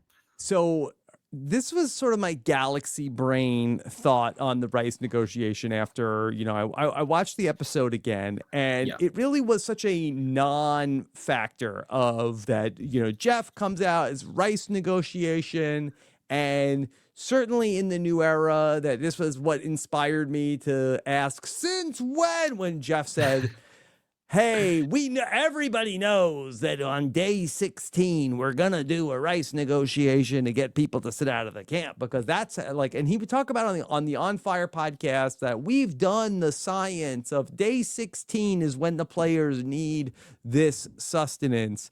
And so you have this rice negotiation. It doesn't go anywhere. And I think people would say like, oh, well, why was this even in the episode? Why do they even include this? But this was my galaxy brain take. Tell me if you think that this is Rob. Lay it on me. Lay off the turkey already. Okay. So they do this now. Day 19 is our rice negotiation. There are 7 days left in the game. And Jeff comes out and says, all right, I need 3 people to sit out of the challenge here on day 19 to get this bag of rice. And it's the rice negotiation. Jawan says, how about 2 for half the bag of rice? And Savannah's like, oh, Jawan, you're blowing it. You're hurting. And Jeff's like, well, it is a negotiation. I don't have to say yes. I don't have to go in. And then kind of like where it's like, it doesn't seem like we're going to like Christina wants to play. It's we're not getting anybody who wants to sit out of the rice negotiation. And Jeff very quickly like, all right, that's it. Obviously, you guys don't want to do it. I feel like was it not even a real negotiation where like, did Jeff just bring out the bag of rice on day 19, ask for 3 players, knowing that the players nobody was going to take this, only just to say, see, that's how bad everybody wants it in this game. I love how nobody's willing to sit out of a challenge for rice here on day 19. I think what's more to like, there's truth to that. I think what's more to Jeff's taste and production's taste is they're happy either way. Like they know how to spin it. So if they start negotiating for rice, now it's interesting in one way. If they just say no, you just see Jeff switching gears. He'd be like, okay, well, that's because you want it so bad. And that, that goes to show. I mean, who's sitting out on day 19? I think that's true. I think it's one thing if it's like, okay, it's day 15, day 16. It's exactly. Like, oh my God. It's like, well, we still have like 10, 11 days still to go. And there's all these people I haven't eaten yet. But, we made it a point where every single person has eaten. A lot of these people is like, okay, well, either like best case scenario is I'm here the whole day and I starve, or worst case scenario is like I'm not here, but I'm eating. Yeah. I think it's really no mystery. Incentivized with 7 like day 26 is a half day, really, and you're getting a breakfast. So it's no mystery. Like Rizzo came out right and said it exactly right. He's like, we have a week left. Like, I can eat rice after a week. If they want to keep this, I think it's very clear that this is way too late in the game to do it. I do think it would, and historically has been more interesting a little bit earlier on, not even the mid-merge, but like, I think maybe the earlier merge, because that is when the merge tribe dynamics and etiquette and blah, blah, blah is still being negotiated. And it's still like matters a lot how you do anything in terms of like whether you're going to sit out or not, or, projecting how much you want the rice or don't want the rice, or how much you're willing to help someone else. That is all more interesting in the early merge. By the time we're at final 8, it's just different. It's just like, we all know where we stand, and it's just, we want, everyone wants immunity in that situation.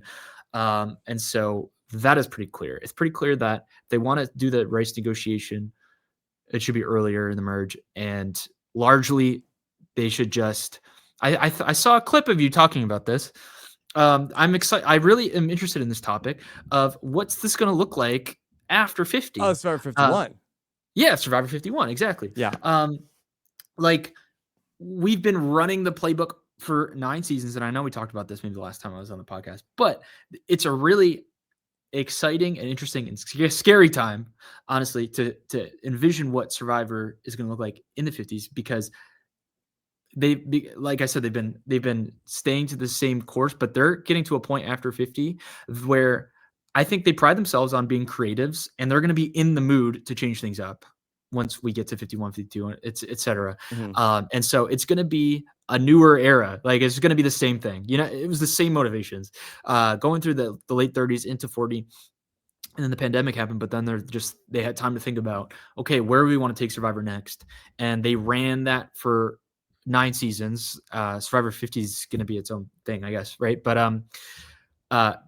it's the same situation. Now they have a landmark season with returning players, and they're going to be like, okay, how do we keep this interesting now?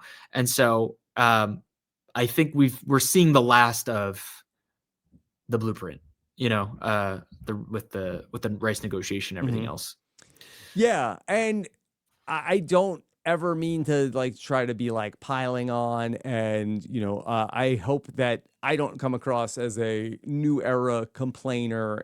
I feel like that there are times where like things are working and times where things aren't working, but I like would love to see like a little bit of like a focus group of like, hey, what are the things you love about Survivor? What are the things that's kind of a different show? And Rob, we just did a fan vote. That was the focus. We did a fan vote, and so I just hope that we are like gonna really like take some time to like think about like, okay, what's really working, like what's like if we're gonna really crystallize like what is it that people do love about Survivor and have always loved the Survivor, and how do we create more of that and do those things and still push the envelope in certain directions. I think that like that it's really because if we come into 51 and it's like actually it's this is the plan and it's not the right plan, I don't know how we course correct. Well, it's interesting. There's a lot in the pot. Like, Mike White is back on the radar, so maybe he'll have his 2 cents. But Mike White, we're counting on you.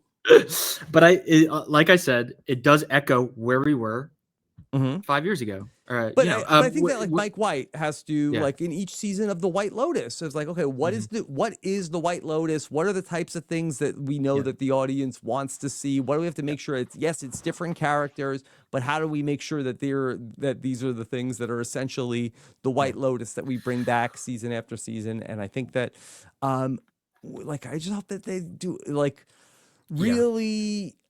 I think that sometimes there's a thought of like, no, we know what this is. We know what this is. But I just hear from people constantly that it's like, I don't know if they are really getting what is important to me.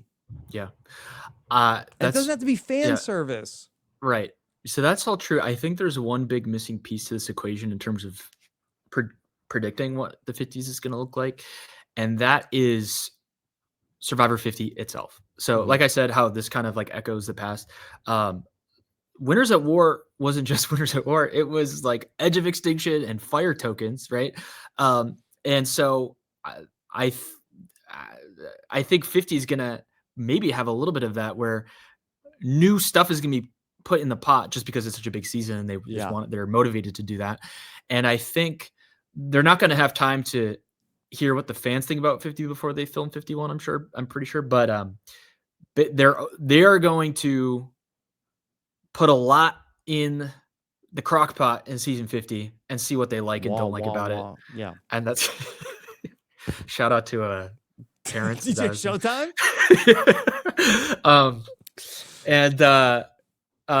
That's going to inform. I think that is interesting. So that what happens then when you take the old era? It's like I think there's been a lot of examination of like how are the old era players going to adapt to the new era, but like how are the old era players going to change the new era? Maybe.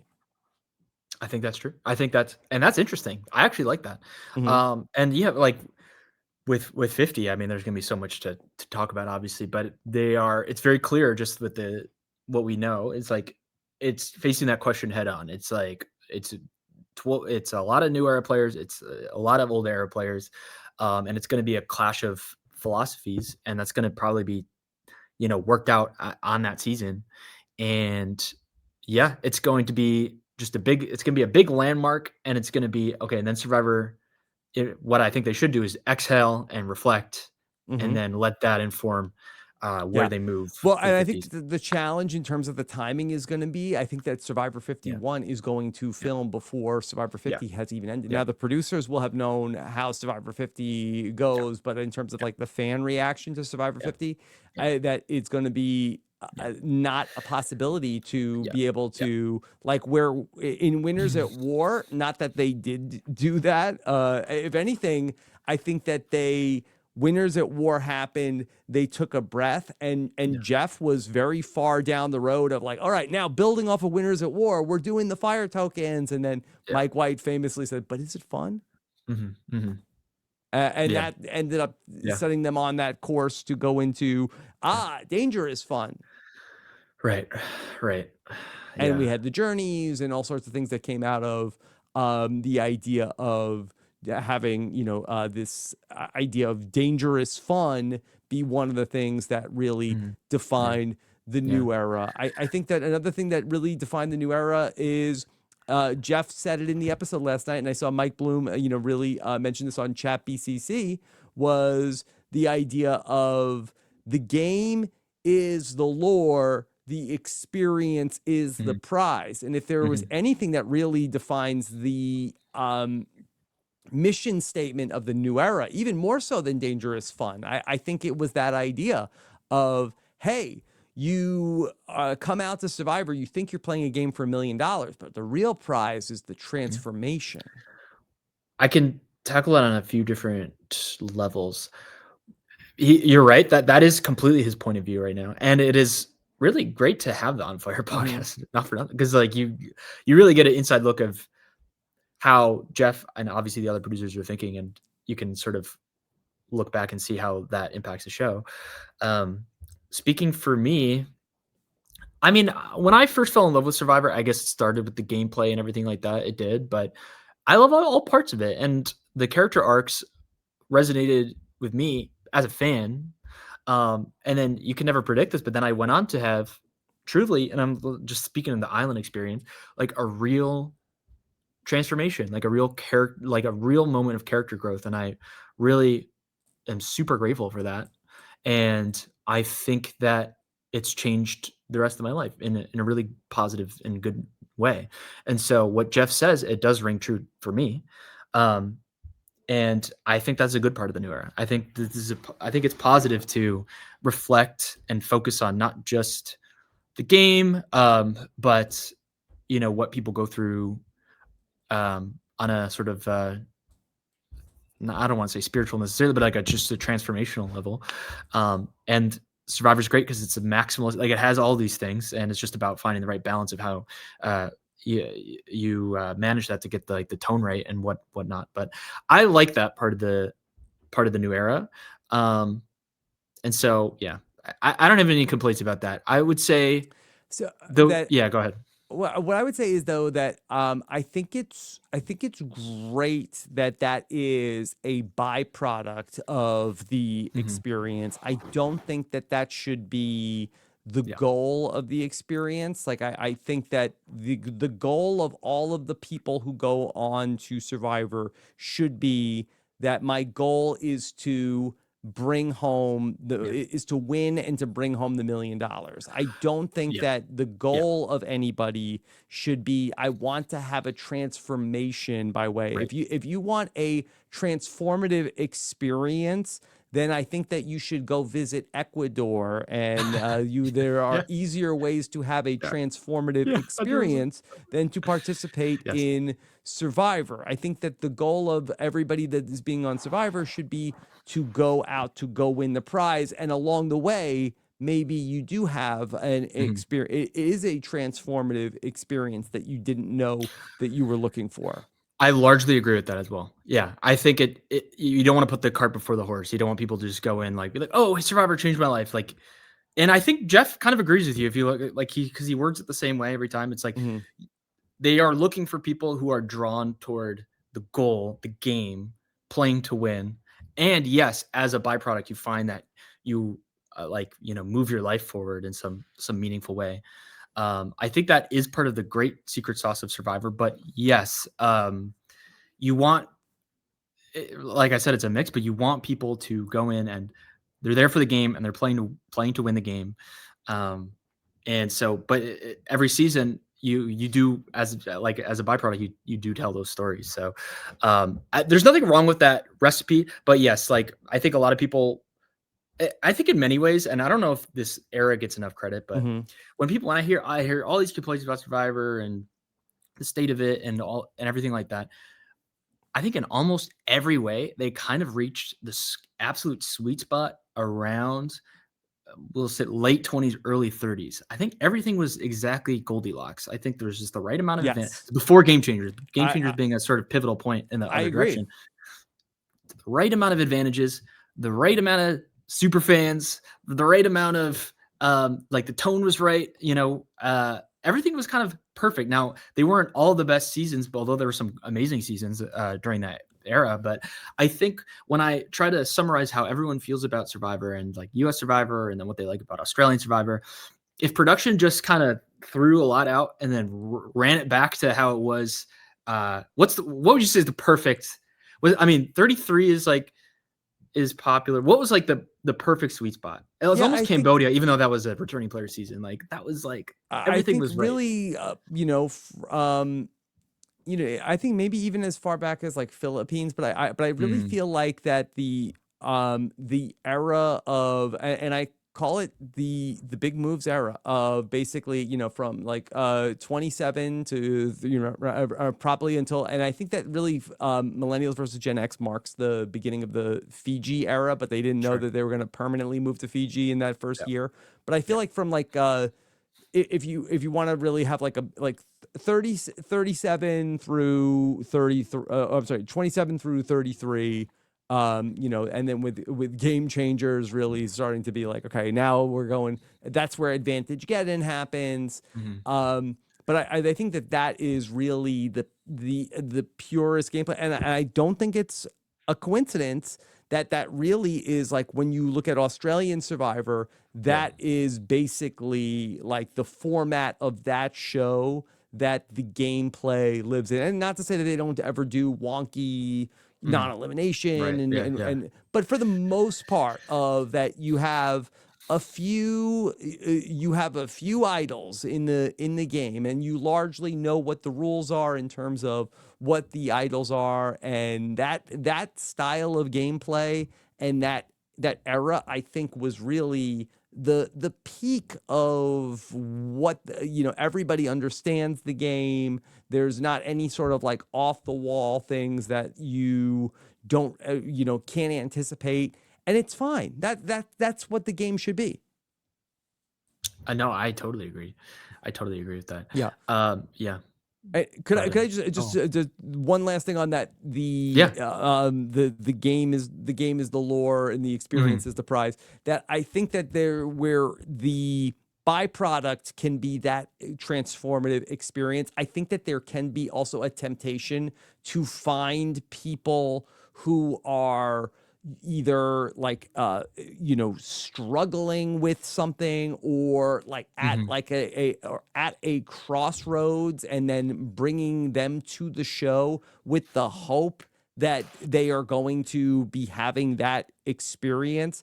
And I don't think that is the right way to find people for the show. I think that we should be looking at that transformative experience as the byproduct, and not looking for people who are trying to like have that experience, or to highlight the struggles of different people who are looking for to prove that they see look, I can do it too.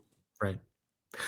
I think what I'm about to say is kind of like a lukewarm take, just like we've heard it a lot, but the real answer is just a mix of different types of not just people and personality types, but to your point, like casting strategic decisions. I don't know if they want zero of those, but it like then there's the other side of the spectrum is like this idea that everyone needs a tragic backstory. Not 100% the case, but to your point, like it is kind of their point of view that they want people to have that transformation as a byproduct during their experience. I think that you should have some of that. You should have people who are just like killers, who have like literally nothing bad has ever happened in their lives, and they just think they're gonna like Mhm. walk to the $1 million. You want people of not just, there's been so much amazing diversity in the new era, but you want, of course, diversity across all axes. And it is when you have that mix and sort of true heterogeneity that you can really, I think that's just like when Survivor's really, really shining and people are playing like with different motivations and different skill sets and different perspectives, and they sort of clash and mesh in cool ways. So this is part of our wish list for the 50s. Like there are things that they can recalibrate. And I think casting is really not in a bad state. I think that new era casts are good. I think that this cast is good. They found a lot of good people, but I think they can review the puzzle piece aspect of it. I think one of the things I've thought for a while, let's talk about 49. I love MC and Jason, and I think that I'm so glad that they played Survivor, and I'm glad that they did. But when it comes to the 49 puzzle piece, I kind of wish they kept in the two troublemakers, because you just kind of feel like there's a I missing said the piece of the same puzzle. thing. Yeah. Yeah. And then so Jason could crush it on 51, MC could crush it on 52. But But- for 49, like we Yeah. need like those people. I already know, I don't know anything about these people, but they were coming in trying to play the game differently than a lot of the people. I'll tell you on the something season. about the troublemakers. They were not risk averse. I'll tell you No, that. they were not risking. They were willing to shake things up. They were willing Yeah. to push the envelope. Yeah. So like, if there's something that's still a missing piece of this season, like, that could have gone a long way, because all it takes is like, one or two strong personalities who get their footing in the game, and it really defines a season. And so, remains to be seen. So for 51 and 52, it depends on where they're at in terms of their casting point of view. I think they do an amazing job at casting at large, but they can they can tweak how each cast, like the different pieces of different points of view and diversity and whatnot. So Hey, listen, I'm hopeful. I'm hopeful for the 50s. I think that we're like everything we're talking about are not major changes. Like I think that we're just like saying like, okay, maybe if you're going too far in this one direction, like it's like there's course correction that I think that needs to be done. And I sometimes I sense that there's a little bit of like a real apprehension to that course correction, and like I just hope we're open to figuring out like what are the things that people are not feeling is great about, and how do we fix that? Do you know what they should do now? No, this is a little bit in the weeds, but they should do it. To an extent, they should bring back recruiting. Not just because I don't think everyone should not know the show. People go way too far in that direction. I think you need people to know the show. But then you also Australian Survivor. I think one of the things that they do pretty well is they do a ton of recruiting, right? And it's a big cast every time. And they cast like 5 super fans and 19 recruits. And honestly, like 12 of those recruits are just like suck, honestly. So like not suck, but you know what I mean? Like don't make good TV. But then the gems are like the recruits that like really hit. Yeah. And that's because they're bringing something fresh. And so what I say when I say bring back recruiting, maybe not the way that they used to do it, where they just go on the Venice Beach or whatever, however they used to recruit. But if they they get all these applicants that they like and are really great for the show and can fill so many of what they're looking for, but then they like realize they want some other life perspective, viewpoints, blah, blah, blah, people who don't know the show. And then they do some targeted recruiting. They look on social media, but they see like this incredible, I don't know, like someone excelling in their field who wouldn't apply to be on Survivor anyway, and reach out to them in a sort of, just to fill that gap. I think they could do that. Something that I've always said is that I feel like that everybody should have a superpower who is on Survivor, and as long as they have like one trait that is really like off the charts, and not everybody necessarily has to have that trait being like love of Survivor or knowledge of the game. And so I think that if you find people who are like their field, they have like one gift that is going to be their trump card that's going to help them have a chance to win the game. Like I think that you do get a very diverse array of personalities and like gameplay styles that I think are good. And what Australian Survivor also does very well is like with a cast of 24, it's like, oh, there's gonna be some duds. We're just not gonna show you that much about them. Exactly. It's just That's what I mean. We're Yeah, gonna really bury them, and Right. it's not necessarily about how we're going to really tell the story of every single person. And that I do think that Survivor US, like to its credit, really does try to, and I think this was something that they did come about in the new era, and I think post diversity initiative, that they really were gonna tell the story of all 18 people, where nobody has to feel like that they had this experience and they got nothing in the edit. But is that always the best thing for the viewer? Well, Did every single person, did we need to tell the story of every single person? I personally like that they don't purple anybody out of the 18, not just for the player's sake, but I think that like a season becomes richer and more complex and better if you at least on a base level understand the perspectives of everyone in the game, everyone playing, because then you can like really understand decisions better. And I don't like when when you just don't even know what someone's game is. I think that makes it less interesting season. But within that, okay, if you have a base level of acknowledging every player was there and whatnot, what Australian Survivor does well is they do allocate screen time on a sort of meritocratic basis. It's like, an Australian Survivor, if you want to be on the screen, you got to earn your screen time. And again, I don't want to go overboard talking about how Survivor is all performative and and I'm not even talking about the TV show, but like there is just that is a big part of Survivor, and it always has been of just leaving your mark. Like obviously it's a big part of the TV product, but I think in many cases it's a very underrated way to give yourself a chance to win the game. So as many players as you have with that viewpoint is really good. Okay. Andy, tell me about something. Talk about hobnobbing with the glitterati. That you recently attended the premiere of the movie The Running Man. Yeah, that was super cool. That came my way. It was a kind of spontaneous thing.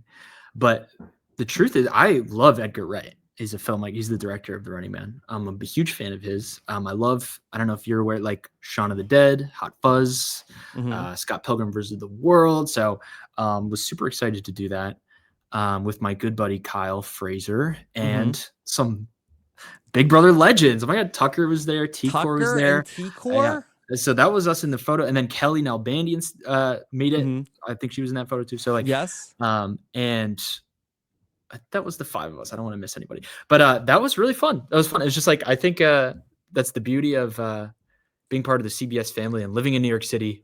Sometimes opportunities come your way. Yeah. What other celebrities did you see? Oh my God, that thing was star-studded. Paul Rudd was there. Yeah. J.J. Abrams was there. And that's the guy I wanted to talk to. I wanted to talk to him about Lost. But it's weird when you're there. You want to play it cool a little bit. You don't want to go up to people and say like, Lost changed my life. Like that's a little bit hardcore, but it was really fun. There were a lot of celebrities there. There were some people from The Bachelor were there. Darren Criss was there. Now I'm just name dropping, but it was it was really cool. I've never been on a red carpet before. That was a sort of a new situation. It was a really cool side quest that I went on. Yeah. Did you, when you were on the red carpet, did you feel like you had the hair flips down? Did you I tried to go with the sleek. I went the bun. Any of your he's all that moves? I should have done that. So you should help me do some content. That would have been great for me to do my he's all that moment on the red carpet. But I was just playing it cool. I was just chilling with Tucker, just shooting the crap with Tucker. Yes. But Running Man was a great movie. Great movie. Check it out. Yeah. I saw the original when I was a kid, but I hear it sucks. I hear Yeah, people hate that. they said they had to remake it, but yeah, I am interested. Well, because that the Running Man is a futuristic reality TV show. I know. I think that's part of the They sort of say in the Running concept. Man that the game is the lore, the prize is the experience of being in the Running Man. Well, it's funny because in the first act of Running Man, It's there's a very promo of Running transformative. Man. That's not quite how they put it. It's like you win $1 billion or you die. So that's the premise Is of it the $1 show. billion now? If you win the Running Man, you get $1 billion. So yeah, they've adjusted for inflation. Yeah. Unlike Survivor. What's the difference between the Running Man and the Hunger Games? Let's get into the weeds. All right. Here's how the Running Man works. They cast 3 people a season, and they all go and they try to run. It's just a big game of hide and seek, except there are people trying to kill them. Who's chasing them? Like snipers? So there's a crack team that's part of production. They're the hunters, and they're full of disguises, and there's one with a mask, and he's like a really amazing mercenary. But then also part of the premise is that the viewers, if they see one of the runners, first of all the runners get villain edits. You're supposed to hate the runners. The viewers hate the runners. The viewers want the runners to be caught. So if you see a runner in the wild, you take a picture of them and you send the intel to the hunters, and then they can swoop in and kill the runners on live TV. So, wow. I think Stephen King was he was inspired by Survivor. I think there's some interesting definitely some interesting I think that there. the Running Man predates Survivor. Is that true? I don't know. Okay, well then he was prescient, very prescient then. Yeah, I think that actually the Hunger Games, I think, is a little bit more based on Survivor. Like I heard that rumor. Yeah, I think the Hunger Games was written around like 2003, 2004, like sort of like at the height of Survivor and like reality TV and American Idol. Whereas the original the original Running Man movie was based off of the book, and that was like in the 90s. Okay, gotcha. As far as the Hunger Games, there's a very specific rumor. I haven't been able to fact check it because my girlfriend Shannon's a huge Hunger Games fan. I do like the movies. Yeah. But there's a specific. So the viewers can fact check this. They can dig up this evidence. There's a rumor that Suzanne Collins, who's the author of Hunger Games, I believe, she was inspired specifically by Stephanie LaGrossa winning the fire making challenge at the Catching Fire. Oolong. Yeah. Stephanie being the last member of Oolong. Suzanne Collins was watching it and was inspired to write the Hunger Games. That's a rumor I've heard. I've heard that 2 or 3 times. I don't know if that's substantiated. I don't know if that's an apocryphal type of just hearsay, but that's what I heard. So okay, well maybe she'll be watching Survivor 50. yeah. Wow, it is kind of a quarter quell. Maybe Winners of War is the quarter quell. But yes. Yeah. And then did you also go to the premiere of The Road? Yes, not that though. Scroll through. Okay, why is this not the right? That's photo? That's at RHAP San Francisco. Okay. Yeah, that was 2 minutes before I talked to you. Okay, so let me see. This is that's me and Sam. That's Halloween. Okay. That's this the jet lag people. You know jet lag. They feature on your network. That's The Road. Okay, this was The Road. Have you been keeping up with The Road? I cannot neither confirm nor deny if I've been keeping up with The Road. I was there at the premiere. It was great. There were 2 contestants from The Road where they did live performances, and those were incredible. So you should check out The Road as well. But I again, this is just a really cool aspect of living in New York City. Company man for CBS. I live in New York City, and then they email me, "Hey, come to this thing," and I'll just show up. That's my thing. As I've proven. Okay. All right. Well, anything from Thanksgiving you're most looking forward to? Ooh. I'm a big stuffing guy. Do you like stuffing? Yeah. Have you talked about this? This is something you would talk about with Akiva. Like, are you a big Thanksgiving? I love hot Thanksgiving. My wife, she does not care for the turkey. She actually got very angry at me last night over. She's like, "Where's a ham for me?" It's like, what do we need a ham for? She's like, I don't like turkey. And then out of spite, I was like, I went on in the Instacart and I ordered a ham to come to the house just to be like, 'cause she was so rude about it. Going the She extra wasn't mile. really like, oh, hey, Yeah. oh, Yeah. did you get ham? She was just like, very angry. Wow. And then, so I spite ordered from Instacart, and then they brought me like sliced ham, like to make a sandwich. Wow. Well, you went the extra mile, so props for that. But Mhm. my hot take, here is my hot take.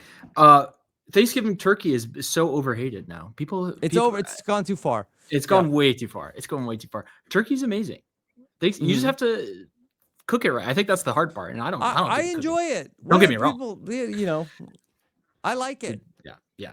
You just gotta know what to put it with. Like, got the right mashed potatoes, gravy, corn, blah blah blah. Mhm. It's a delight, and it's pure Thanksgiving. So to do Thanksgiving without the turkey, then you're gonna do other Thanksgiving stuff. I don't know about that, but Andy, yeah. will the Bills right the ship? I always talk to you when the Bills are down. It's so unfortunate. It's not been an amazing season that's lived up to expectations so far. How will the Bills fans process the Patriots potentially that they were the last threat to the Bills, that they've gone away and somehow have retooled and are back and ready to take the division back from the Bills? With Stephon Diggs. Listen, this is a really sore subject, to be honest with you. Them being good sucks, but I'm way used to that as a Bills fan. But what I could not bear, I truly could not bear if they were to go to the Super Bowl this year. I don't think I'd be able to handle that emotionally. I'm more rooting for the Bills than I have been a long time Josh Allen fantasy football owner in my in my longtime keeper league. So I really I don't have any ill will towards, and honestly I don't even have a lot of ill will towards these new Patriots, where it's like I'm just sort of like hating the laundry. Like it's like that they haven't really done. Drake May hasn't done anything to me. Mike Vrabel hasn't done anything to me. It's not like that Belichick and Brady are still there to antagonize me, who loathe the Jets. I can't overstate how much I despise the Patriots when Tom Brady and Bill Belichick are in charge. So that's true. I don't have the same feeling toward Drake May, certainly. Stephon Diggs not on our good side, so that definitely exacerbates the situation. But I'm sort of like the kid outside the toy store with my nose pressed up against the glass on all of this. My team hasn't made the playoffs in 15 years, so I'm just like a casual observer of it all. But here's my top level thing. We don't need to get too in the weeds, but yes, when I grew up, the Bills were the least relevant franchise in the league. No one gave a crap about them, and they sucked. And I built up character. They were wearing the ugliest jerseys in the league as well, and they had a 17-year playoff drought. So I've paid my dues. I built character, and then now they're really good. And they have been good for a sustained period of time. And they have Josh Allen, who's the MVP quarterback. And not only that, the Bills Mafia national recognition has gone through the roof. Now, when you turn on there's a Hallmark movie. There's a Hallmark movie. Did it already come out? I want to get into that. I think I have it DVR'd. So Holiday Touchdown, the Bills story. I went to a Bills game recently. They did win the last win against the Buccaneers. I was there with some familiar faces. Yes. And the Hallmark, the cast of the Hallmark movie was also there. And then the Bills posted a carousel, and it was the cast of the Hallmark movie. And then I was on the next slide with some Survivor players. So yeah, that goes to show, you turn on any random NFL commercial, and nowadays it's like the random background people are Bills fans. Our national recognition. Yeah. So that has been very rewarding. That's been a really, I'm grateful for that. However, it all rests on Josh Allen's Bills winning a Super Bowl. Yeah. If that doesn't happen, then it's just it's not what's the point, but the Bills' legacy already is they've done everything except win a Super Bowl. They lost 4 Super Bowls in a row. So now they can't even get to one. So I'm trying to be. They had it losing the Super Bowls. I know. So I'm being present. I'm grateful. I'm wearing a Bills shirt right now under here.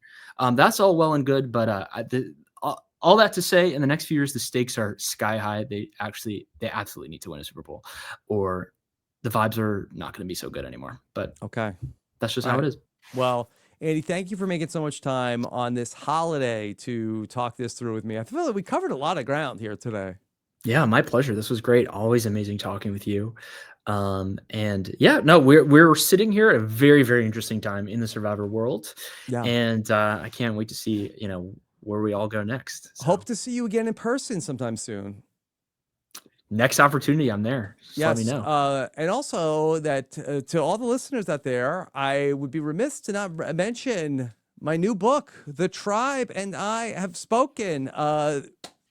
More than a few words here about Operation Italy, which was happening in the real time as the book was being written, and so many other thoughts. And I had made a video yesterday that if people want to pick up The Tribe and I Have Spoken, it's available for pre-order. The book won't be out until May, but if you want to give the gift of The Tribe and I Have Spoken, you can go to robinsonbook.com. We'll send you a postcard to share with your loved ones so you have something to present to them to let them know that the book is coming this year. And for everybody else, robinsonbook.com. All right? Very exciting. Andy. I pre-ordered Behind the Mirror. I pre-ordered Yes. Escape, and I will absolutely pre-order that as well. Okay. All right. Well, Andy, what else is coming up for you? Not too much. Just here in the holiday season. Yeah, my life is pretty much back to real life. Do you have any Except Black I am Friday doing those side purchases you're quests. going to make? Ooh, great question. I want like a Whoop or like a wearable that tells me about how good like my sleep and nutrition and fitness is. Yeah. I'm telling you, Yeah. you don't want that monkey on your back, because I have the Apple Watch, and every day I'm looking at my sleep score and I'm like, it's only an 82. What do I have to do? And I'm like, all right, here's what I'm gonna do differently today. I'm gonna get a 90. But I kind of need that struggle. I want to do that. I like when things are quantified. So like that's just gonna help me. How off am I, and how can I optimize for it? Does it really even know? Like, how does it? They got some metrics, the biometrics. There's some Yeah. truth to it for sure. But I'm curious to check I it can't out tell you for the myself. pressure I put on myself, like, to get more deep sleep. Listen, you could always use more deep sleep. I'm trying. I'm doing everything I can. Like, all right, I'm gonna take a hot shower right before bed because I'm gonna get more deep sleep tonight. Well, I'm right there with you, Rob. So I have found no correlation between anything I do and the amount of deep sleep that I get. Do you know what's worked for me, and this is wild. What's worked for me is a recommendation that I got from Stephen Fishback, not directly. I think he just mentioned it on a podcast or like Twitter or something. But it's this really niche podcast, Sleep With Me. Yeah. And it's just like this one guy doing it. Yeah, Scooter. It's Scooter. Shout out to Scooter. Shout out Scooter. He's the best.